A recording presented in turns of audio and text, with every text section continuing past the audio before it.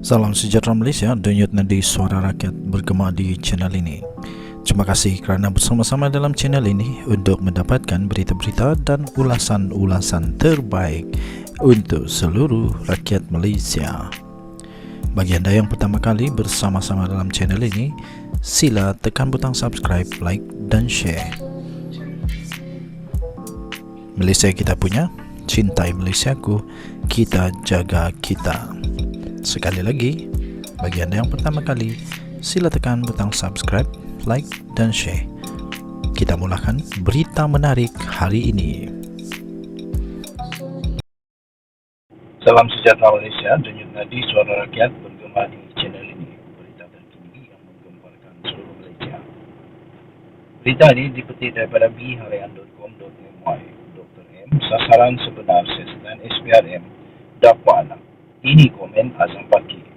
Berita penuh, Cyber Jaya.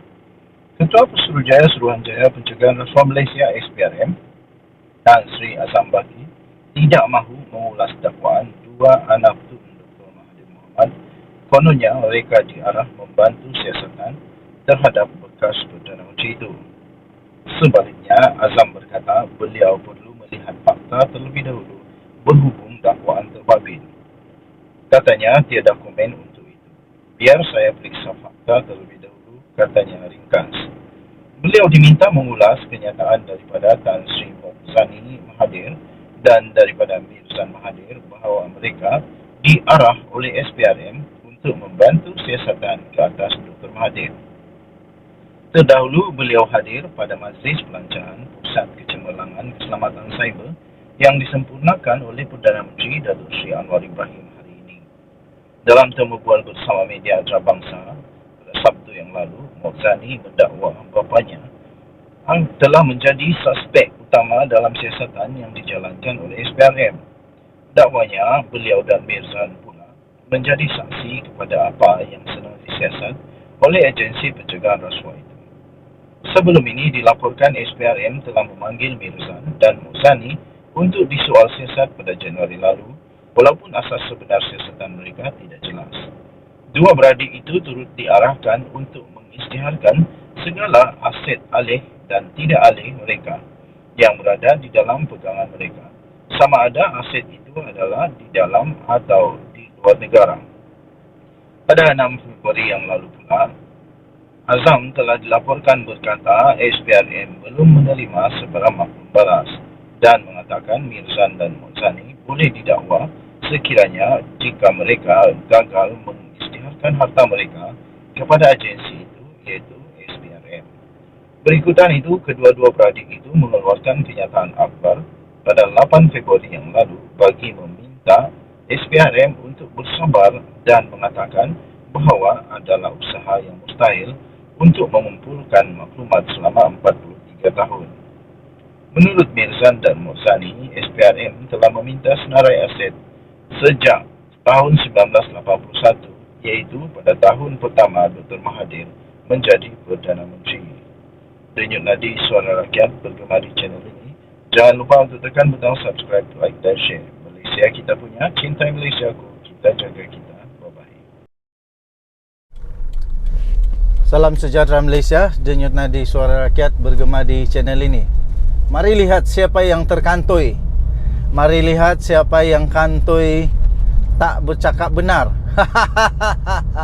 Ini betul-betul kantoi tak bercakap benar, sehingga buat sidang media lah, buat cerita itu inilah, kata itulah. Tapi lihat siapa yang terkantoi. Memang begini kah depa ni? Memang lagu ni kah depa? Suka buat cerita yang tak ada.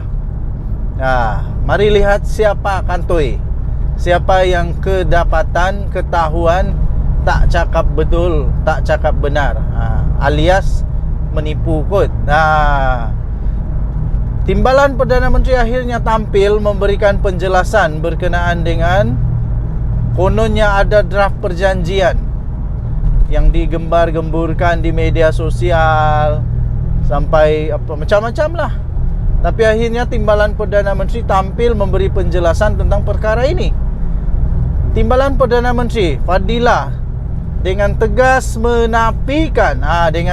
menafikan bahawa adanya draft perjanjian peruntukan wakil rakyat pembangkang. Tak ada draft. Tak ada draft. Jadi siapa yang kata ada draft hari itu ya? Timbalan Perdana Menteri Sri Fadila hari ini berkata, sebenarnya tidak ada wujud sebarang draft perjanjian berkaitan tuntutan peruntukan kepada wakil rakyat pembangkang dengan kerajaan Madani, seperti yang didakwa oleh pimpinan Perikatan Nasional.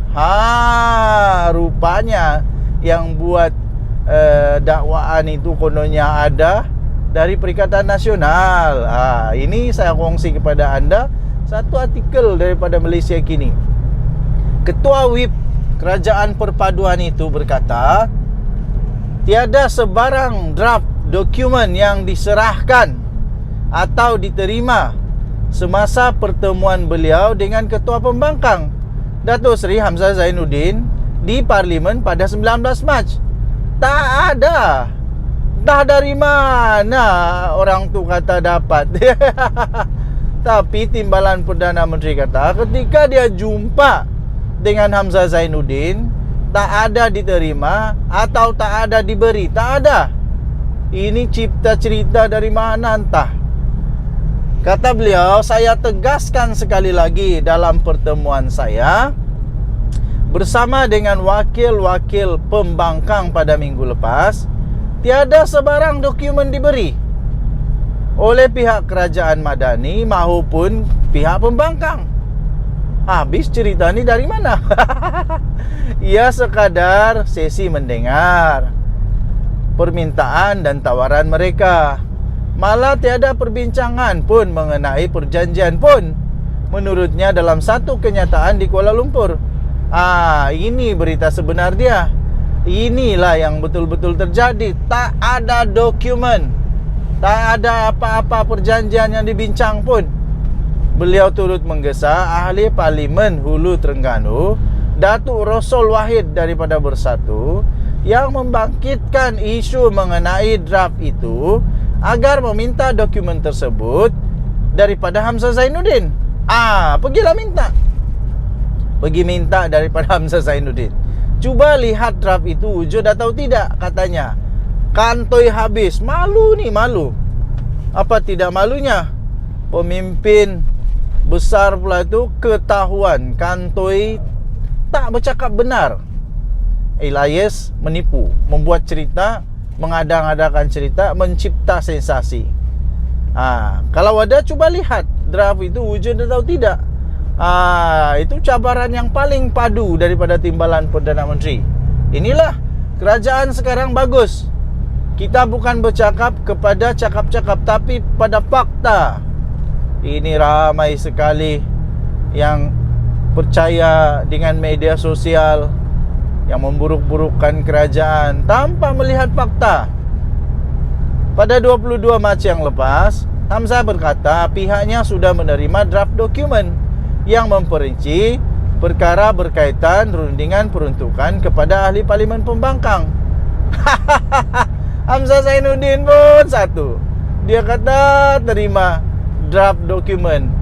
Timbalan Perdana Menteri tak pernah pun kata dia ada bagi draft pun, tak ada.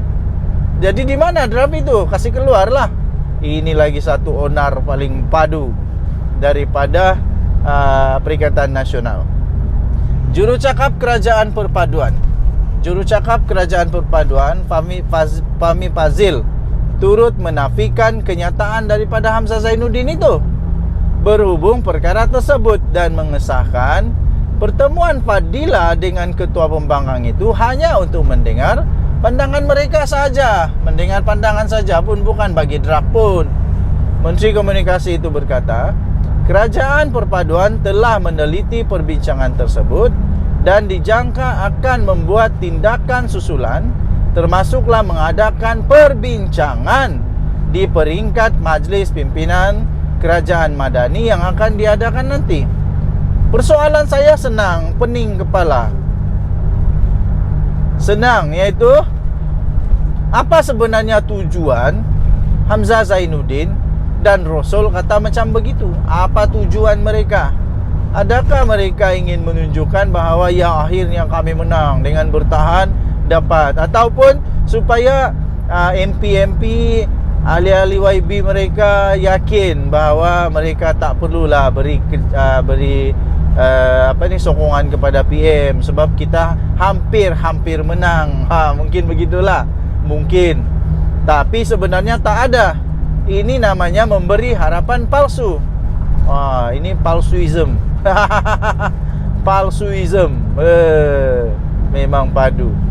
Hebat juga membuat cerita palsuism ini ya. Buat masa ini kita tak dapat sesuatu yang substansif daripada pihak pembangkang. Jadi kita kena go back to drawing board, kata beliau. Jadi beliau turut berkata, jika ada ahli parlimen pembangkang yang merasakan perbincangan ini agak lambat, janganlah salahkan kerajaan. Mereka kena tanya kepada ketua pembangkang, kenapa ia lambat, katanya. Pada pemberita selepas melancarkan inisiatif Ramadan, CSR dan iftar perdana lembah pantai Food Panda Malaysia serta rakan kolaborasi di IWK Eco Park at Pantai Dalam Kuala Lumpur. Okey.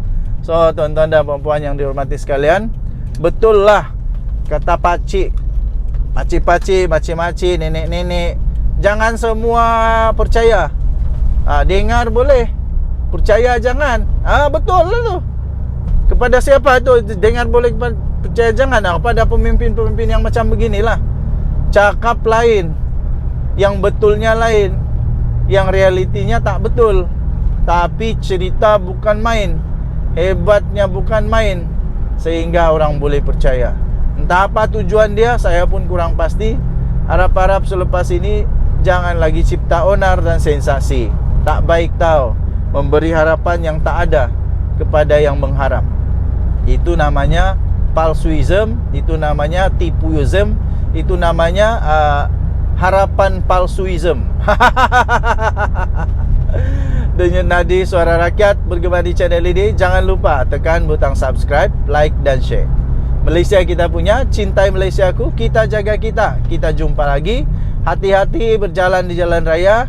Jangan jangan terburu-buru ketika memandu, pelan-pelan saja, jaga keselamatan. Saya ingin ucapkan selamat berpuasa menyambut bulan Ramadan kepada semua rakan-rakan beragama Islam, dan tidak lama lagi hari raya.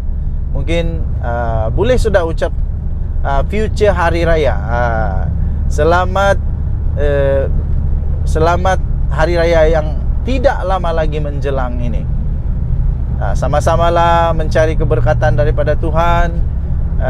Kurangkan fitnah.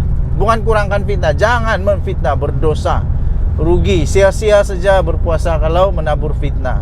Sia-sia berpuasa kalau bercakap bohong.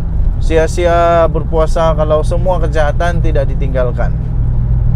Okey, kita jumpa lagi. Salam sejahtera Malaysia. Bye-bye.